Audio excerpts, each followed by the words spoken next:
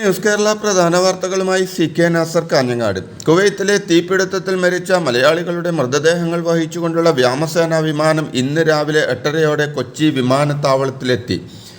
45 പേരിൽ 31 പേരുടെ മൃതദേഹങ്ങളാണ് നെടുമ്പാശ്ശേരിയിൽ എത്തിക്കുകയെന്നാണ് വിവരം. 23 മലയാളികളുടെയും 7 തമിഴ്നാട് സ്വദേശികളുടെയും 1 കർണാടക സ്വദേശിയുടെയും മൃതദേഹങ്ങളാണ് കൊച്ചിയിൽ കൊണ്ടുവരുന്നതെന്ന് നോർക്ക അധികൃതർ അറിയിച്ചു. മുംബൈയിൽ സ്ഥിര താമസക്കാരനായ കൊല്ലം കരുനാഗപ്പള്ളി സ്വദേശിയായ ഡെന്നി ബേബിയുടെ മൃതദേഹം മുംബൈയിലേക്ക് കൊണ്ടുപോകും. കൊച്ചിയിലെത്തിക്കുന്ന മൃതദേഹങ്ങൾ മുഖ്യമന്ത്രി പിണറായി വിജയനും മന്ത്രിമാരും ചേർന്ന് ഏറ്റുവാങ്ങും. മൃതദേഹങ്ങൾ വിമാനത്താവളത്തിലെത്തിയ ഉടൻ വീടുകളിലെത്തിക്കാൻ ആംബുലൻസ് സംസ്ഥാന സർക്കാർ സജ്ജീകരിച്ചിട്ടുണ്ട്.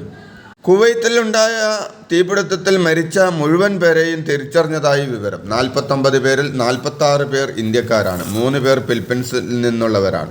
24 മലയാളികളുടെ ജീവനാണ് ദുരന്തത്തിൽ ഇല്ലാതായത്. 7 പേർ തമിഴ്നാട്ടിൽ നിന്നുള്ളവരാണ്. 3 പേർ ആന്ധ്രാപ്രദേശിൽ നിന്നുള്ളവരാണെന്ന് കുവൈത്ത് അധികൃതർ അറിയിച്ചു.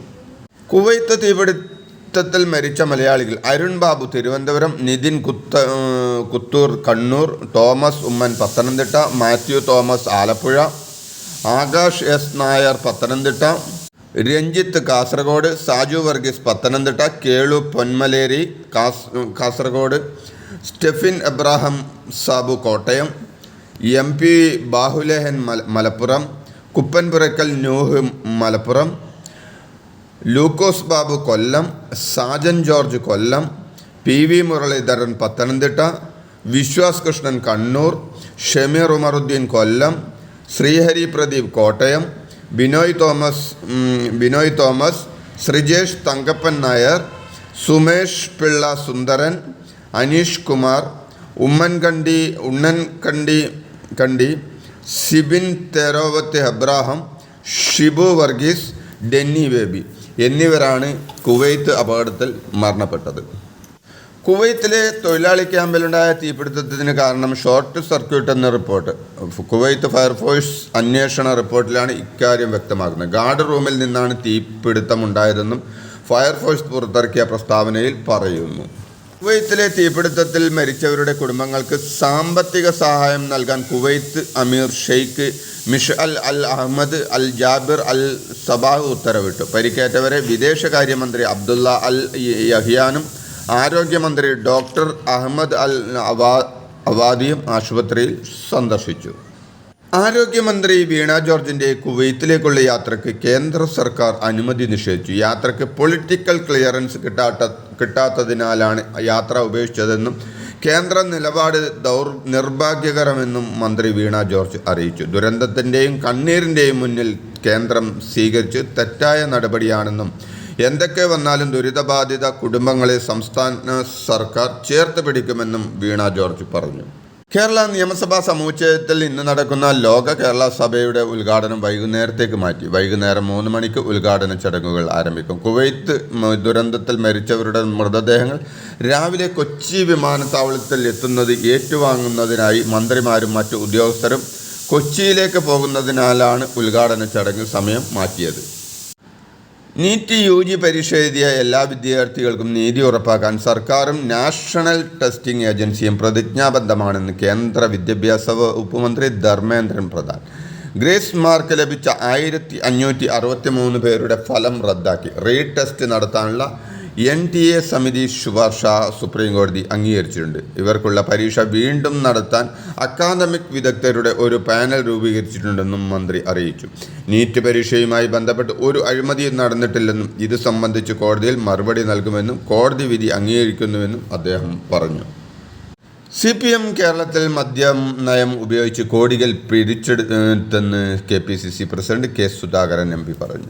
ഇലക്ട്രൽ ബോണ്ട് ഉപയോഗിച്ച് BJP സഹസ്രകോടികൾ പിരിച്ചെടുത്തതിന് സമാനമാണിതെന്നും അദ്ദേഹം പറഞ്ഞു. മോദിയിൽ നിന്ന് ശിഷ്യത്വം സ്വീകരിച്ച് പിണറായി വിജയൻ ഇവിടെ മദ്യനയത്തിൽ അത് നടപ്പിലാക്കിയെന്നും സുധാകരൻ കൂട്ടിച്ചേർത്തു. മുൻ DGP CB മാത്യൂസിൻ്റെ നിർഭയം എന്ന പുസ്തകത്തിലെ വെളിപ്പെടുത്തലുകളുടെ പശ്ചാത്തലത്തിൽ അദ്ദേഹത്തിനെതിരെ അന്വേഷണത്തിന് ഹൈക്കോടതി നിർദ്ദേശം. സൂര്യനെല്ലി പീഡന കേസിലെ ഇരയുടെ വിശദാംശങ്ങൾ വെളിപ്പെടുത്തിയതിനാണ് ഹൈക്കോടതിയുടെ ഇടപെടൽ. CB മാത്യൂസിനെതിരെ സൂര്യനെല്ലി കേസിലെ അന്വേഷണ ഉദ്യോഗസ്ഥനായിരുന്ന KK ജോഷിയാണ് ഹൈക്കോടതിയെ സമീപിച്ചിരുന്നത്. പുസ്തകത്തിലെ വെളിപ്പെടുത്തൽ അന്വേഷണം വേണ്ടെന്ന തിരുവനന്തപുരം സിറ്റി പോലീസ് കമ്മീഷണറുടെ റിപ്പോർട്ട് കോടതി അസാധുവാക്കി. പന്തീരാങ്കാവ് ഗാർഹിക പീഡന കേസിലെ യുവതിയെ കസ്റ്റഡിയിലെടുത്തു. ഇന്നലെ രാത്രി നെടുമ്പാശ്ശേരി വിമാനത്താവളത്തിൽ വന്നിറങ്ങിയപ്പോഴാണ് യുവതിയെ കസ്റ്റഡിയിലെടുത്തത്. രാത്രി മജിസ്ട്രേറ്റിന് മുമ്പിൽ ഹാജരാക്കിയ യുവതി തനിക്ക് മാതാപിതാക്കളോടൊപ്പം പോകാൻ താല്പര്യമില്ലെന്നും ഡൽഹിക്ക് പോകാനാണ് താല്പര്യമെന്നും പറഞ്ഞു. മൊബൈൽ ടവർ കേന്ദ്രീകരിച്ചുള്ള പോലീസിന്റെ അന്വേഷണത്തിൽ യുവതി ഡൽഹിയിലുണ്ടെന്ന് നേരത്തെ സൂചന ലഭിച്ചതിനെ തുടർന്ന് കൊച്ചിയിലെത്തിക്കുകയായിരുന്നു. തൃശ്ശൂരിൽ ക്രൈസ്തവ വോട്ടുകളിൽ വിള്ളൽ വീണെങ്കിലും മറ്റ് മണ്ഡലങ്ങളിൽ ചോർച്ച ഉണ്ടായിട്ടില്ലെന്ന് കെ മുരളീധരൻ വ്യക്തമാക്കി. പത്മജ BJPയിൽ ചേർന്നത് 1% പോലും തോൽവിക്ക് കാരണമായിട്ടില്ല. അതോടൊപ്പം തൃശ്ശൂരിൽ സുരേഷ് ഗോപി നടത്തിയ പ്രവർത്തനങ്ങൾ വിലയിരുത്തുന്നതിൽ പാർട്ടി സംവിധാനത്തിനും തനിക്കും വീഴ്ച പറ്റിയെന്നും കെ മുരളീധരൻ പറഞ്ഞു. രാഹുൽ വയനാട് ഒഴിയുകയാണെങ്കിൽ പ്രിയങ്ക മത്സരിക്കണമെന്നാണ് എല്ലാവരുടെയും ആഗ്രഹമെന്നും കേരളത്തിൽ നിയമസഭാ തെരഞ്ഞെടുപ്പിന് 2 വർഷം മാത്രം ബാക്കിയുള്ളപ്പോൾ എല്ലായിടത്തും പോയി മത്സരിക്കേണ്ടതില്ലെന്നും മുരളീധരൻ പ്രതികരിച്ചു. പെൻഷൻ അടക്കം സാധാരണക്കാരായ ജനങ്ങൾക്ക് നൽകേണ്ട ആനുകൂല്യങ്ങൾ നൽകാൻ സർക്കാരിന് സാധിക്കാത്തത് ലോക്സഭാ തെരഞ്ഞെടുപ്പിൽ തിരിച്ചടിയായെന്ന് CPM സംസ്ഥാന സെക്രട്ടറി MV ഗോവിന്ദൻ പറഞ്ഞു.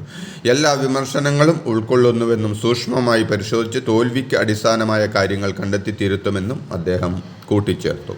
മുല്ലപ്പെരിയാർ അണക്കെട്ടിൽ സുപ്രീം കോടതി നിയോഗിച്ച 5-അംഗ മേൽനോട്ട സമിതി പരിശോധന തുടങ്ങി. ഡാമിൽ പരിശോധന നടത്തുന്ന ജല commissioner chief engineer Rakesh Kashyap അധ്യക്ഷനായ 5-അംഗ സമിതിയാണ്. എല്ലാ വർഷവും ഡാമിൽ പരിശോധന നടത്തണമെന്ന സുപ്രീം കോടതി നിർദ്ദേശപ്രകാരമാണ് നടപടി.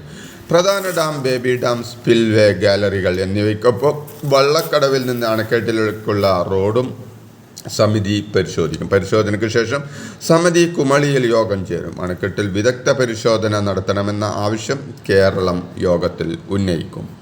ജൂൺ 15 വരെ സംസ്ഥാനത്ത് ഇടിമിന്നലോടുകൂടിയ മഴയ്ക്ക് സാധ്യതയുണ്ടെന്ന് കേന്ദ്ര കാലാവസ്ഥാ വകുപ്പ് അറിയിച്ചു. ഇടിമിന്നൽ അപകടകാരികളായതിനാൽ കാർമേഘം കണ്ടു തുടങ്ങുന്ന സമയം മുതൽ തന്നെ മുൻകരുതൽ സ്വീകരിക്കണമെന്നും റിപ്പോർട്ടിൽ പറയുന്നു. ഇതോടെ ഇന്നത്തെ പ്രധാന വാർത്തകൾ